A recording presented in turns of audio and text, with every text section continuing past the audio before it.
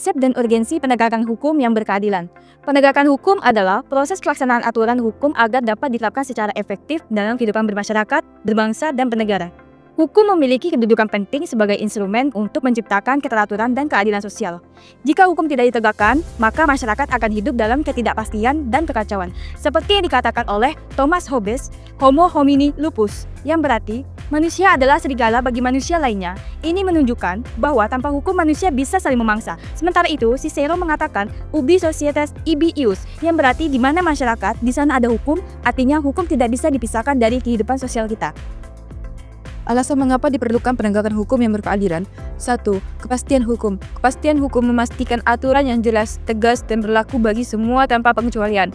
Dengan kepastian hukum, masyarakat dapat memahami hak dan kewajibannya serta merasa aman dari penyalahgunaan kekuasaan. Jika hukum tidak diterapkan secara konsisten, keadilan akan sulit dicapai, dan kepastian masyarakat terhadap sistem hukum akan menurun. Kedua, pelindungan HAM. Hukum yang ditegakkan secara adil melindungi hak dasar setiap individu dari diskriminasi dan penyalahgunaan wewenang. Tanpa penegakan hukum yang kuat, pelanggaran HAM seperti penyiksaan, ketidakadilan sosial, dan ketidaksetaraan hukum dapat terjadi. Oleh karena itu, hukum harus menjamin perlakuan yang setara bagi semua warga negara. Ketiga, mencegah KKN.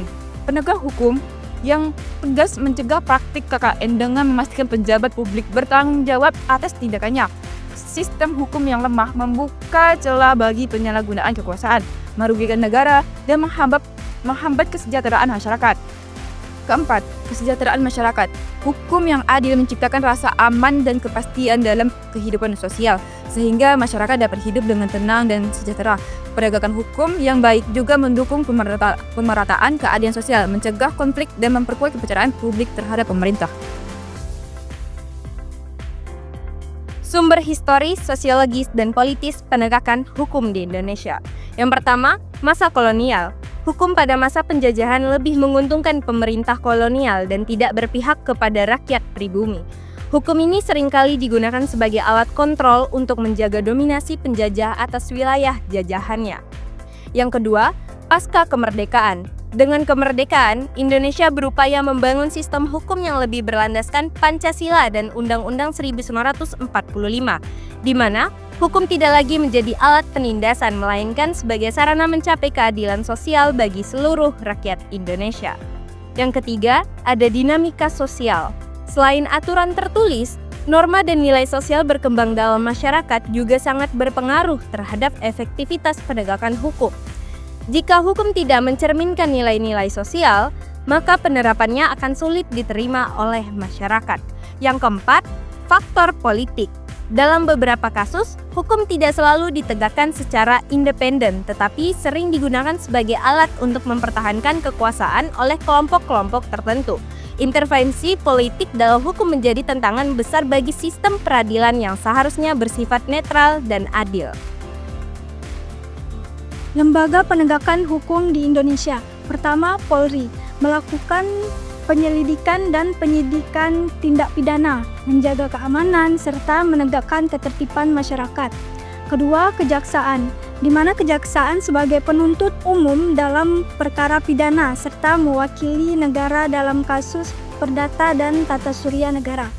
Ketiga, Lembaga Peradilan. Lembaga peradilan merupakan lembaga bantuan hukum bertanggung jawab untuk memutuskan perkara hukum secara independen dan adil. Keempat, LBH. LBH merupakan bantuan hukum bagi masyarakat kurang mampu, termasuk pendampingan, konsultasi, serta advokasi dalam berbagai kasus hukum. Sistem peradilan di Indonesia terbagi menjadi 5 jenis. Pertama, peradilan umum. Peradilan umum menangani perkara perdata dan pidana bagi masyarakat umum. Kedua, peradilan agama. Peradilan agama menangani perkara hukum Islam seperti perkawinan, perceraian, dan waris. Ketiga, peradilan militer. Pengadilan militer mengadili anggota TNI yang melakukan tindak pidana. Keempat, peradilan tata usaha negara, di mana menyelesaikan sengketa antara warga negara dan pemerintah. Kelima, Mahkamah Konstitusi. Mahkamah Konstitusi berwenang menguji undang-undang terhadap Undang-Undang Dasar 1945. Tantangan penegakan hukum yang berkeadilan di Indonesia. 1. Lemahnya supremasi hukum. Hukum di Indonesia seringkali tidak diterapkan secara tegas dan konsisten. Masih banyak kasus di mana hukum lebih tajam ke bawah dan tumpul ke atas. Artinya, hukum lebih keras terhadap masyarakat kecil tetapi lemah terhadap pejabat atau orang berpengaruh. Ketidakadilan ini membuat masyarakat kehilangan kepercayaan terhadap sistem hukum. 2. Korupsi dalam lembaga hukum. Banyak aparat penegak hukum yang terlibat dalam praktik korupsi, baik dalam bentuk suap, manipulasi putusan, hingga penyalahgunaan wewenang. Korupsi dalam lembaga hukum membuat keadilan sulit ditegakkan karena hukum bisa dibeli oleh mereka yang memiliki kekuasaan dan uang. 3. Kurangnya kesadaran hukum. Banyak masyarakat yang belum memahami hak dan kewajiban mereka dalam hukum. Akibatnya, mereka seringkali tidak melaporkan pelanggaran atau malah menjadi korban ketidakadilan tanpa bisa memperjuangkan haknya. Pendidikan hukum yang minim juga menyebabkan rendahnya partisipasi masyarakat dalam mengawasi penegakan hukum. 4. Intervensi politik. Sistem hukum seringkali dipengaruhi oleh kepentingan elit. Esensi dan urgensi penegakan hukum yang berkeadilan. Penegakan hukum yang berkeadilan berarti hukum harus ditegakkan tanpa pandang bulu, memastikan kepastian hukum, kemanfaatan, dan keadilan bagi masyarakat. Keadilan dalam hukum tidak hanya berarti menghukum yang bersalah, tetapi juga memastikan bahwa hak-hak semua warga negara dilindungi. Oleh karena itu, edukasi hukum kepada masyarakat juga sangat penting agar semua orang memahami hak dan kewajiban mereka. Oke, kita masuk ke sumber referensi. Dapat dilihat di samping kami mendapatkan materi ini dari 2 sumber referensi tersebut.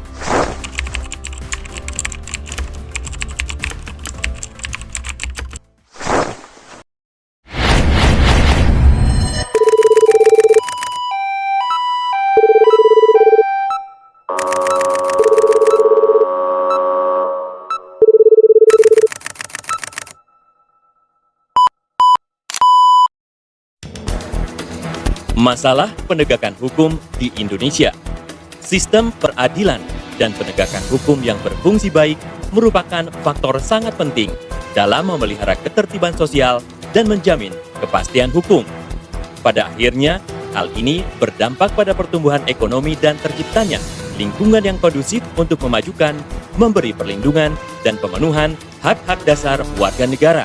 Namun begitu, upaya perbaikan masih menjadi tantangan besar.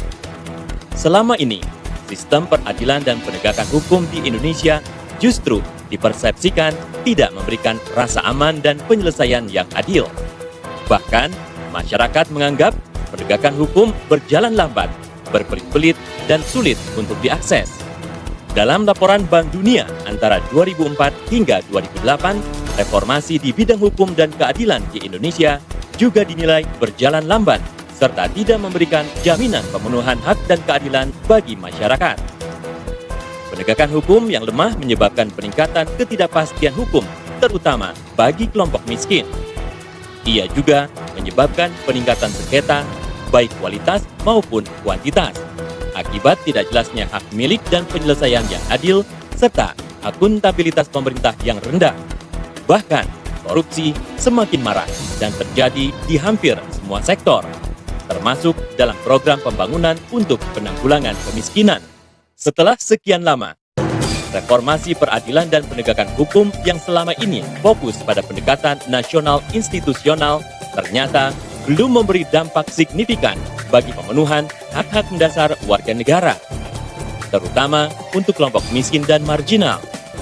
Maka, seiring semangat untuk keluar dari stagnansi dan mengingat adanya kebutuhan akan pendekatan lain dalam reformasi hukum dan keadilan, juga melihat peluang desentralisasi dan kebutuhan penanganan berbagai persoalan hukum serta korupsi dalam program-program pembangunan berbasis pemberdayaan masyarakat.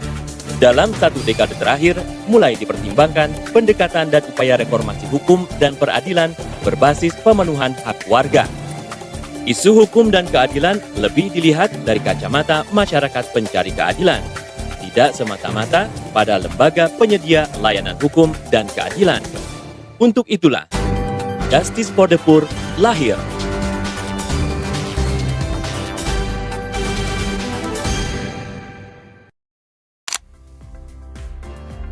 Nah, setelah kita memperhatikan video tadi, kami akan menjelaskan lebih lanjut menggunakan contoh studi kasus yang terjadi di Indonesia. Contoh kasus yang kami ambil ialah kasus Verdi Sambo mengenai rekayasa hukum di Indonesia. Kasus pembunuhan Brigadir Yosua oleh Verdi Sambo, mantan Kadif Propam Polri, mengungkapkan adanya rekayasa hukum di dalam institusi kepolisian. Kasus ini menjadi sorotan publik karena melibatkan penyalahgunaan wewenang dan upaya penghilangan bukti. Bisa dilihat dari slide ini mengenai analisis kasus tersebut dari aspek hukum dan proses hukum. Kasus ini menunjukkan bahwa kekuasaan dapat digunakan untuk memanipulasi hukum.